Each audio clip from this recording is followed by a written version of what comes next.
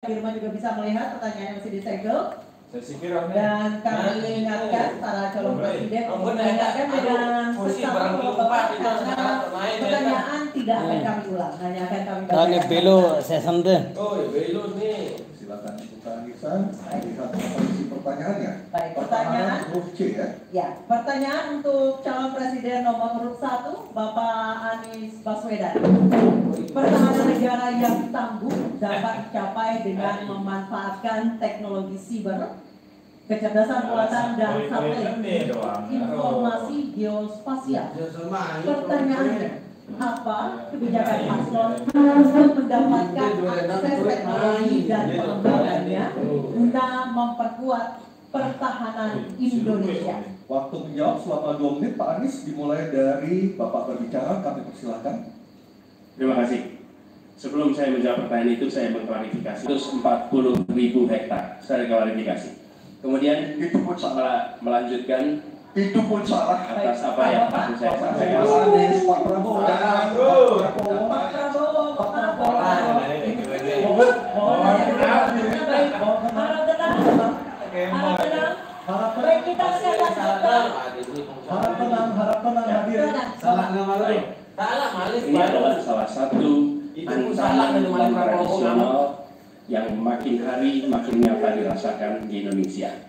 Kita merasakan keluarga-keluarga kita HP, komputer menghadapi tantangan karena itulah menurut kami perlu sekali kita membangun satu struktur pertahanan cyber yang serius. Dan ini tidak cukup dengan memberikan tugas pada sekelompok orang.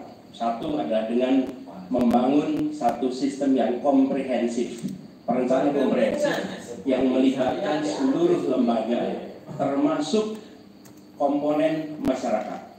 Yang kedua adalah pengadaan teknologi-teknologi terbaru. Tapi kuncinya bukan semata-mata pada teknologinya. Kuncinya adalah pada pelibatan semua secara semesta. Yang ketiga, yang tidak kalah penting adalah mekanisme untuk merespon balik apabila terjadi kondisi serangan, sehingga bisa memiliki kecepatan untuk recover, kecepatan untuk kembali dalam sistem ketika terjadi serangan-serangan cyber itu. Jadi menyusun ini, satu adalah melibatkan secara komprehensif, yang kedua menggunakan teknologi terbaru, yang ketiga sistem recovery yang cepat. Terima kasih. Baik, terima kasih Pak Anies. Kami persilakan kepada calon presiden nomor urut 2 Bapak Prabowo Subianto untuk menanggapi calon presiden nomor urut 1 dengan waktu 1 menit saat Bapak berbicara akan dimulai. Silakan Pak.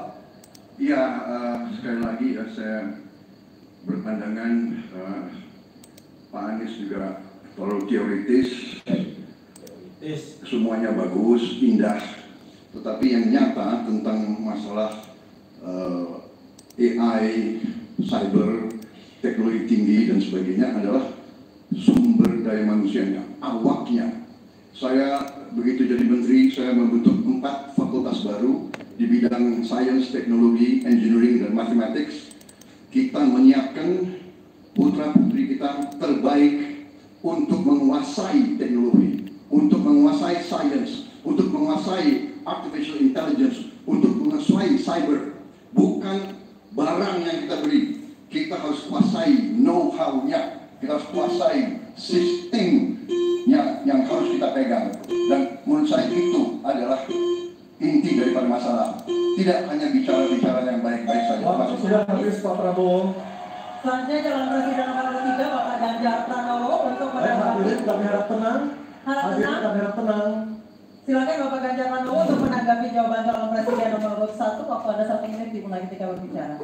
Yang pertama, kita mesti menguatkan BSSN. Dan kita penting untuk membuat satu sistem infrastruktur yang bagus, jangan dikorupsi.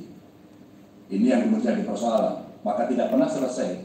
Dan tentu saja LPDP itu punya potensi yang sangat tinggi untuk memberangkatkan orang-orang, anak-anak hebat ke sana.